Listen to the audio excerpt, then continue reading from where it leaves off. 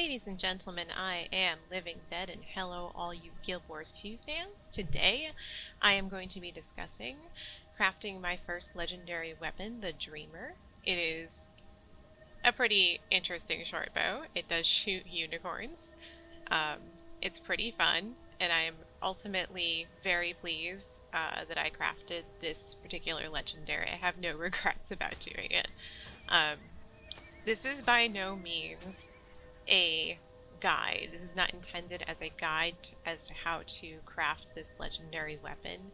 I'm just simply sharing with you guys my experience of crafting this legendary. So I'm going to start with discussing my decision to buy the Precursor as opposed to crafting the Precursor for this particular weapon. The Precursor is called the Lover, and it is an exotic shortbow. Crafting it would have taken me at least double the gold that I spent on purchasing it.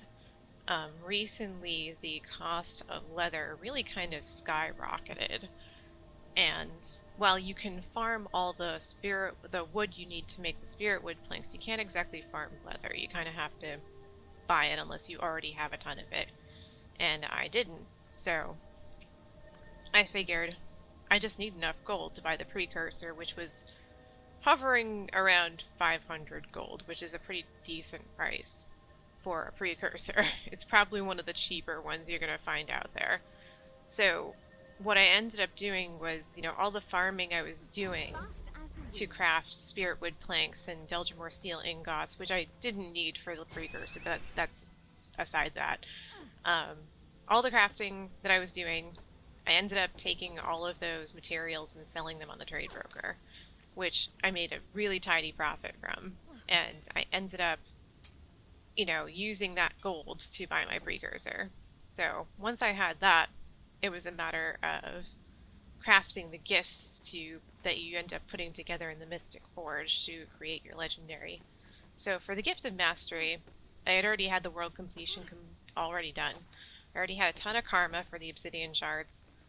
The only thing that was really standing in my way was the Gift of Battle, and I'm not sure if everyone's aware of this, but recently they made some changes to the Gift of Battle. You don't just walk up to a vendor now and purchase it. You have to do a reward track in World vs. World, much like you do in SPVP, to obtain the Gift of Battle.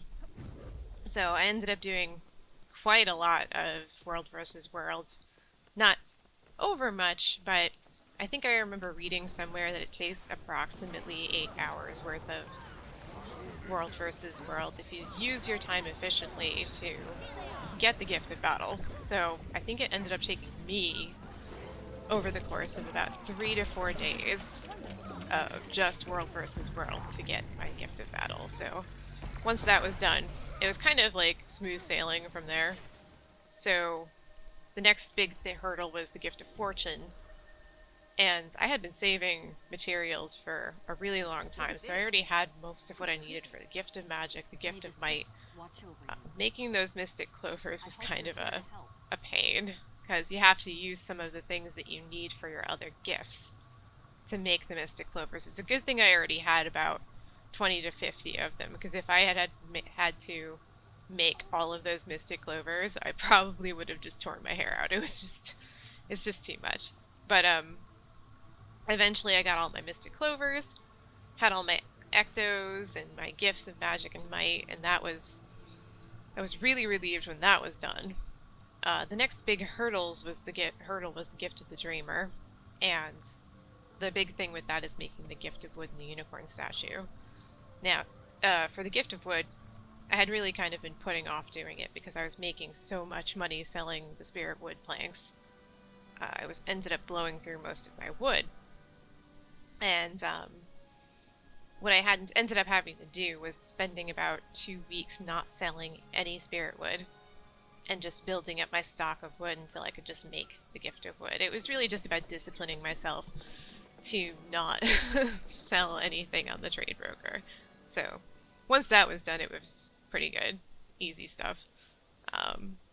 Next was the unicorn statue, and that didn't take me, it took me a long time only because you need so many opal orbs and chrysocolla orbs to craft it. And I really hate buying things at the trade broker, so I was obsessed with just farming it up myself. So that's the only thing that took so long with the unicorn statue, was farming up all those orbs. And since I was doing so much farming, I had a lot of the lesser components for the orbs, like the opal shards and chrysocolla shards. You would, combine those, and eventually they turn into the orbs. Take all the lesser components and make them into the bigger components. I think that in the end, it cost me less than 1,000 gold to craft the Dreamer, which is pretty impressive considering it's a legendary weapon. I have to say it's probably one of the cheaper ones that you can craft. And, in conclusion, I think that you can spend as much money or as little money as you want to while crafting a legendary. You have to be smart about it. You have to look and see, balance out what's going to end up costing you and how you're going to manage that. Because if you look into how much it takes to, put together, I think the Precursor is probably the most expensive part about all of this legendary business. So if you look at how much it'll end up costing you to craft it as opposed to buying it, it really, in the end, it's going to come down to exactly how much you want time and gold you want to spend on it.